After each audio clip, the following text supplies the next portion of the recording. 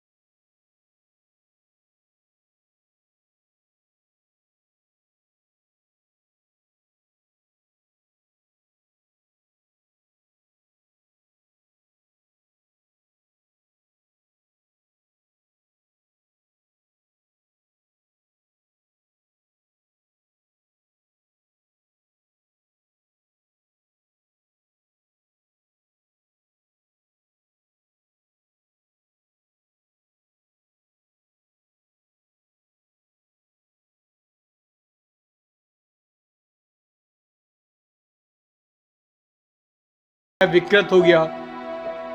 विनय विनियमित करके यह संस्था को विनियमित करके चोट का कारण बनता है।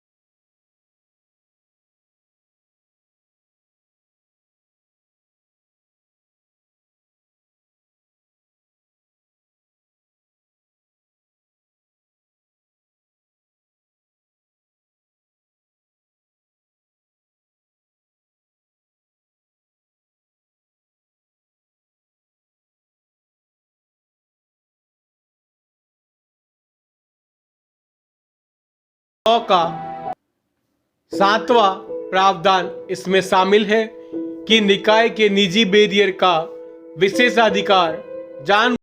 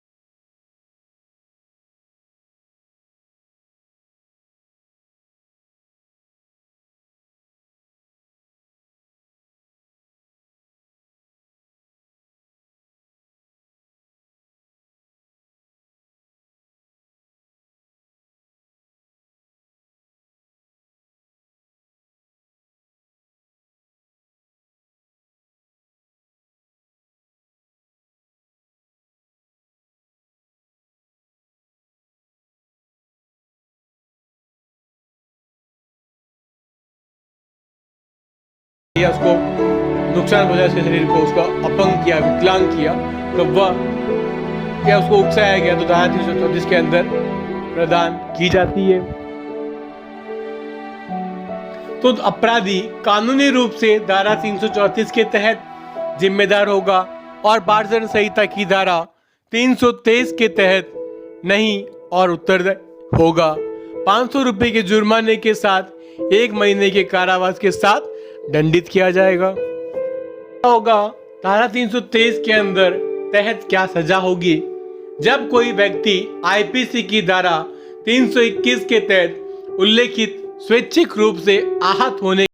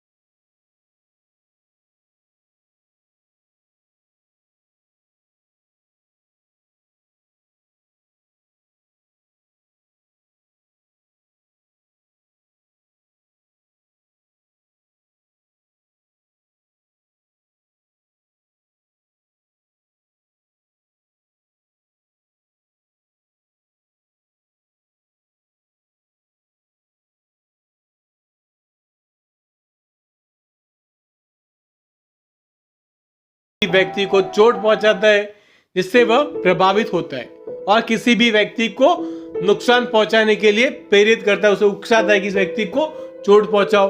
कहा स्वेच्छा से चोट को प्रेरित करने के लिए। एक चयनित अपराध का गठन अधिनियम के चरित्र एक्टस रिस्क पर निर्भर करता है, लेकिन इसके अतिरिक्त उद्देश्य का ये पता है कि कैसे पुरुषों को पड़ा चरित्र पर निर्भर करता है, जिसके साथ ये कहा गया है कि धारा 319 के एक्टस रिस्क की प्रकृति को परिभाषित किया जो स्वेच्छा से नुकसान का कारण बन सकता है। धारा 323 के तहत दंडनीय है और धारा 321 में उस अपराध का प्रतिनिधित्व करने के लिए आवश्यक पुरुषों का वर्णन किया गया है। लक्ष्य और सूचना को सिद्ध करने की आवश्यकता है। वास्तव में आहत व्यक्ति चाहता है कि हमेशा वह व्यक्ति को न हो जो चोटिल होने का इरादा रखता है। धारा 321 में आपराधिक गतिविधियों के कारकों के साथ अधिनियम को तैयार करने वाली स्थितियों का वर्णन है जो इसे अपराध बनाता है। धारा 323 मामले में परीक्षण प्रक्रिया क्या है?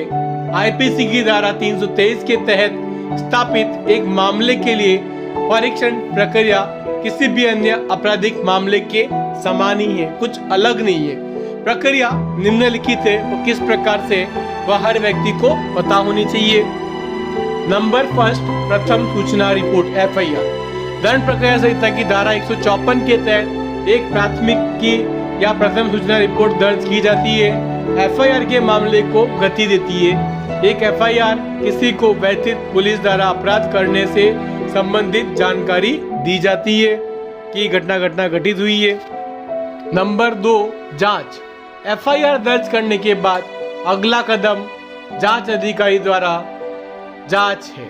जांच अधिकारी द्वारा तथ्यों और परिस्थितियों की जांच, साक्ष्य एविडेंस एकत्रित करना, विभिन्न व्यक्तियों की जांच और लिखित में उनके बयान लेने और जांच को पूरा करने के लिए आवश्यक और अन्य सभी कदमों के द्वारा निष्कर्ष निकाला जाता है और फिर उस निष्कर्ष को पुलिस या मजिस्ट्रेट द्वारा दर्ज किया जाता है। नंबर 3, शुल्क।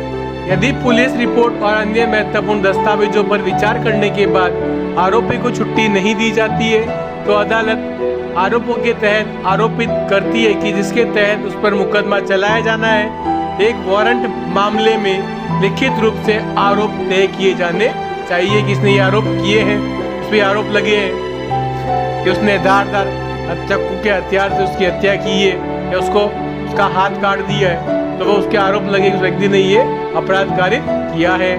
नंबर 4, दोषी की दलील। CRPC की धारा 241 1973 दोषी की याचिका के बारे में बात करती है। आरोपों के निर्धारण के बाद अभियुक्त को दोषी करार देने के अवसर दिया जाता है और यह सुनिश्चित करने का न्यायाधीश के साथ जिम्मेदारी या निहित है। अपराध की याचिका थी स्वेच्छा से बनाया गया। न्यायाधीश अपने विवेक से आरोपी को दोषी करार दे सकता है। नंबर 5, अभियोजन साक्ष्य। आरोप तय किए जाने के बाद और अभियुक्त दोषी नहीं होने की दलील देता है तो अदालत को अभियोजन पक्ष को अभियुक्त के अपराध को साबित करने के लिए सबूत पेश करने की आवश्यकता होती है। उसके वकील को सबूत पेश करने होते हैं। अभियोजन पक्ष को अपने गवाह के बयानों के साथ उसके साक्ष्य का समर्थन करना भी आवश्यक है। इस प्रक्रिया को मुख्य रूप से परीक्षा कहा जाता है। Man exam. मजिस्ट्रेट के पास किसी भी व्यक्ति को गवाह के रूप में समन जारी करने या किसी भी दस्तावेज का उत्पादन करने का आदेश देने की शक्ति है। नंबर 6, अभियुक्त का बयान। आपराधिक प्रक्रिया संहिता की धारा 313 से अभियुक्त को मामले के तथ्य और परिस्थितियों को सुनने और समझाने का अवसर मिलता है। शपथ के तहत अभियुक्त को बयान दर्ज नहीं किए जाते और मुकदमे में उनके खिलाफ इस्तेमाल किया जा सकता है। 7, रक्षा साक्ष्य। अभियुक्त को ऐसे मामलों में अवसर दिया जाता है जहां उसके मामले का बचाव करने के लिए बरी नहीं किया जाता।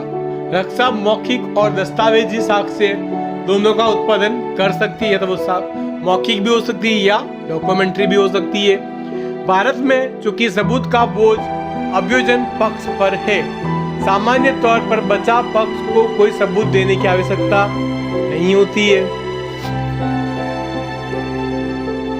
नंबर 8, निर्णय। अभियुक्त को दोष मुक्त या दोषी ठहराए जाने के समर्थन में दिए गए कारणों के साथ अदालत का अंतिम निर्णय के रूप में जाना जाता है।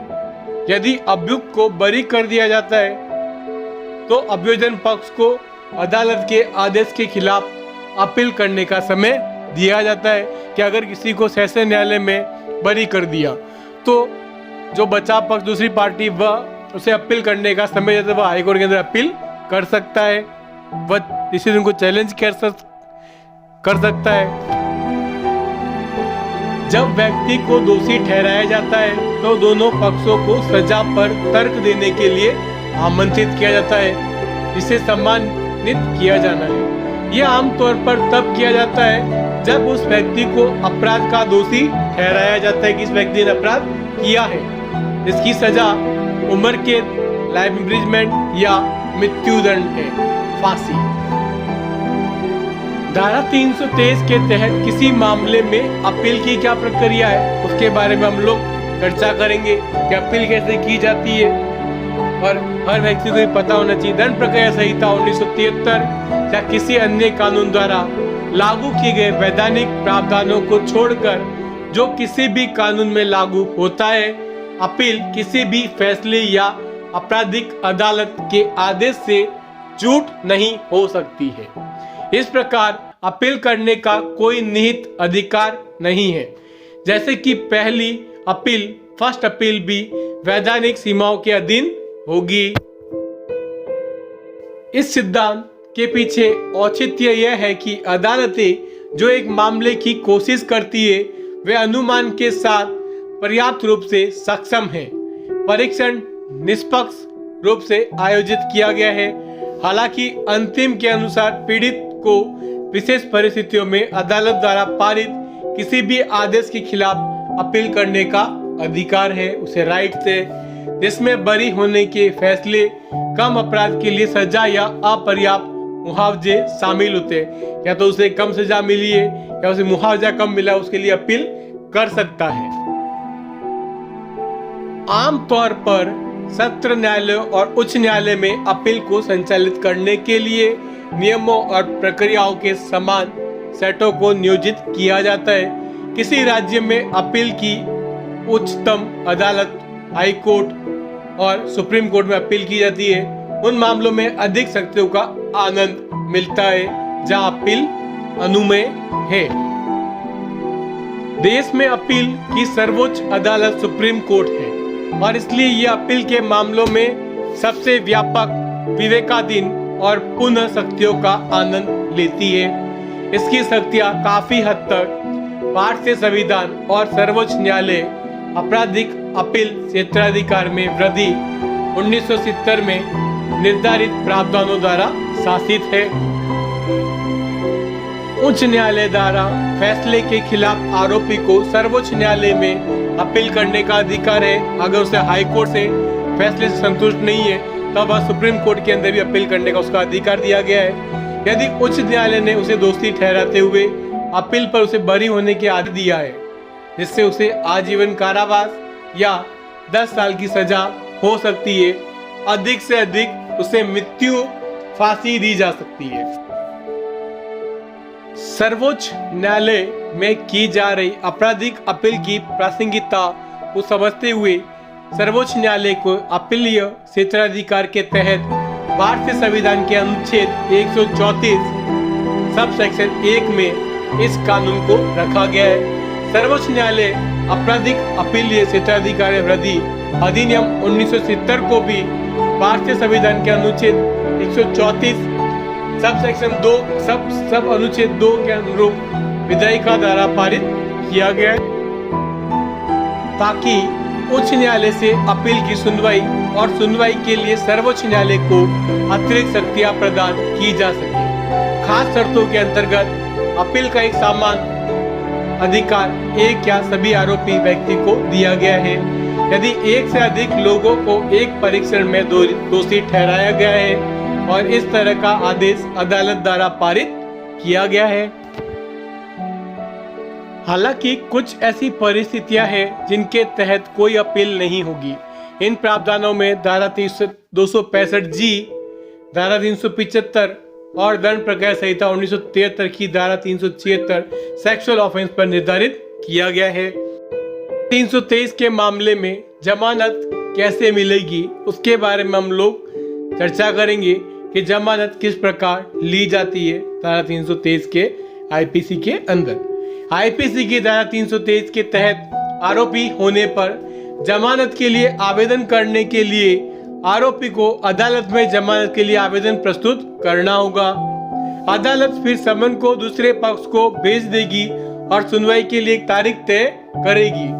सुनवाई की तारीख पर अदालत दोनों पक्षों की दलीलें सुनेगी और मामले के तथ्यों और परिस्थितियों के आधार पर निर्णय देगी कि जमानत देनी चाहिए या नहीं देनी चाहिए।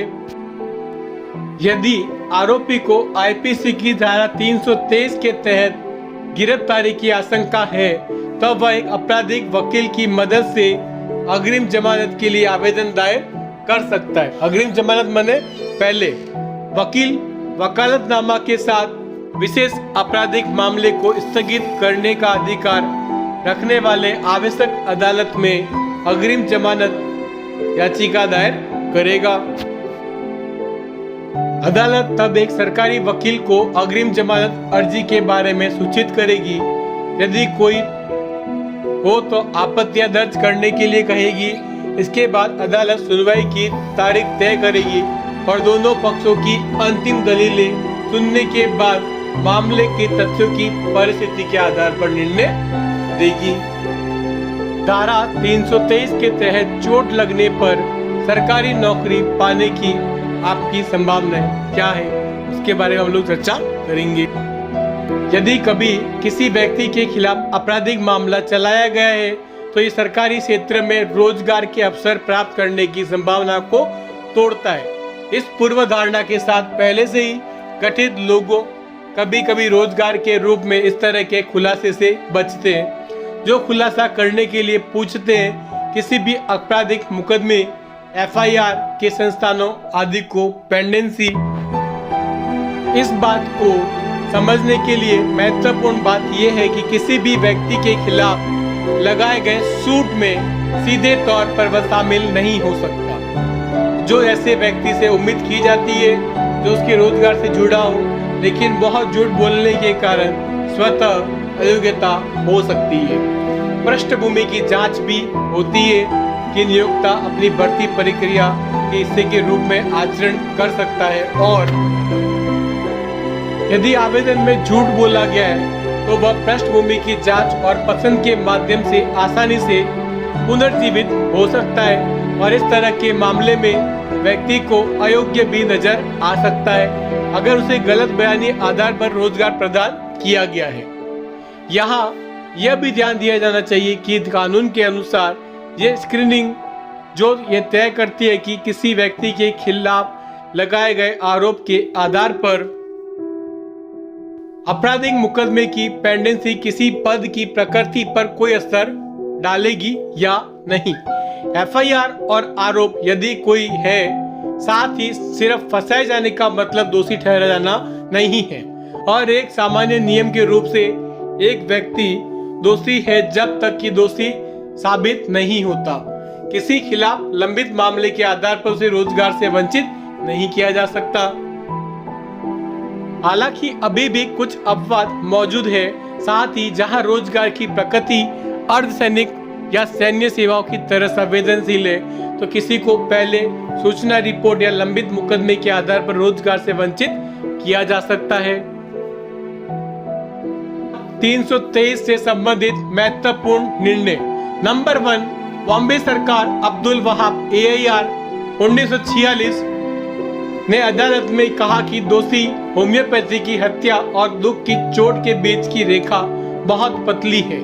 एक मामले में चोट ऐसी होनी चाहिए जैसे कि मौत का कारण हो सकती है और दूसरे में वे जीवन के खतरे में डाल सकते हैं। लक्ष्मण बनाम स्टेट ऑफ महाराष्ट्र के मामले में कहा गया कि जहां मौत दुखद चोट के कारण और सबूत दिखाते हैं कि हमलावरों की मंशा मौत का कारण थी, धारा 302 के तहत मामला दर्ज होगा, ना कि धारा 325 के तहत। नंबर 3, कर्नाटक राज्य बनाम शिवलिंगया, जहां एक आरोपी ने पीड़ित के अंडकोश को निचोड़ दिया, जिससे उसकी मृत्यु लगभग तुरंत हो गई। और ये घटना अचानक हुई। यह नहीं कहा जा सकता कि आरोपी का मृतक की मृत्यु का कोई इरादा नहीं था और ना ही उसे जिम्मेदार ठहराया जा सकता है। इस तरह के कृत्य से उनकी मृत्यु के कारण कार्डियक अरेस्ट होने की संभावना थी। ये माना गया कि यह मामला धारा 325 के तहत आता है। और लास्ट सबसे इम्पोर्टेंट केस है रामबरन महाटन बनाम राज्य। मृतक और आरोपी भाई थे। एक दिन दो के बीच एक विवाद हुआ और आरोपी ने मृतक को जमीन पर गिरा दिया और उसके पेट पर बैठ गया और उसके मुट्ठी और थप्पड़ मारे, मुक्के और थप्पड़ और लात मारे। मृतक संवेदनहीन हो गया और अंत में उसकी मृत्यु हो गई। मृतक को सिर पर, छाती और तिल्ली पर कुछ गंभीर चोटें आई थी। आपको मेरा वीडियो अच्छा लगता है तो प्लीज एडवोकेट एस प्रशांत के चैनल को सब्सक्राइब कर लीजिए और बेल आइकन को दबा दीजिए। आपको आने वाली नई वीडियो के नोटिफिकेशन आपके मोबाइल पे आपको मिल जाएंगे। Stay tuned. Thank you.